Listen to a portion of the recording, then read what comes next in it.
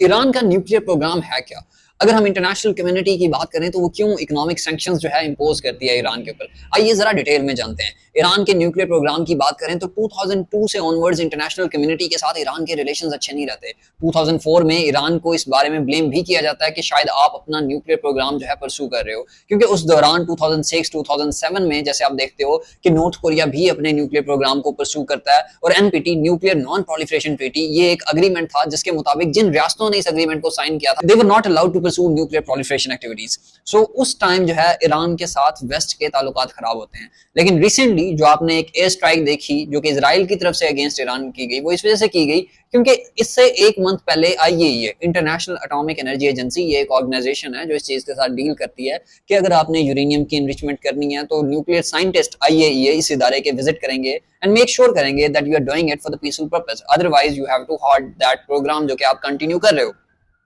लेकिन आईएईए की रिपोर्ट आती है पिछले मंथ और वो ये कहते हैं कि Iran is a country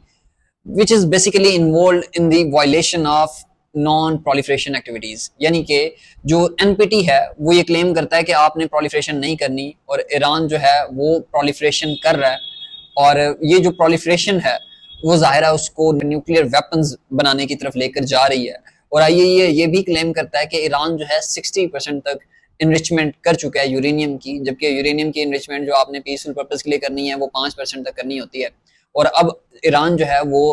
uranium को कन्वर्ट कर रहा है यूरेनियम फ्यूल में, उसको इनरिच करके, and Iran is doing it for the destructive purpose. This is the reason के इजराइल ने इवन जब ये अटैक लॉन्च भी किया, अगर आपने बेंजामिन नेतन्याहू की स्पीच अगर सुनी है तो उसमें उसने वाजे किया कि जो ईरान है वो हमारे लिए एग्जिस्टेंशियल थ्रेट बनता चला जा रहा है। अगर आपको ये भी लग रहा है कि ये कोई नई डेवलपमेंट है, इससे पहले भी जब ट्रंप पावर में आते हैं तो उस टाइम से इसराइल जो है इस चीज को कंसिडर कर रहा था कि हम अटैक करेंगे, लेकिन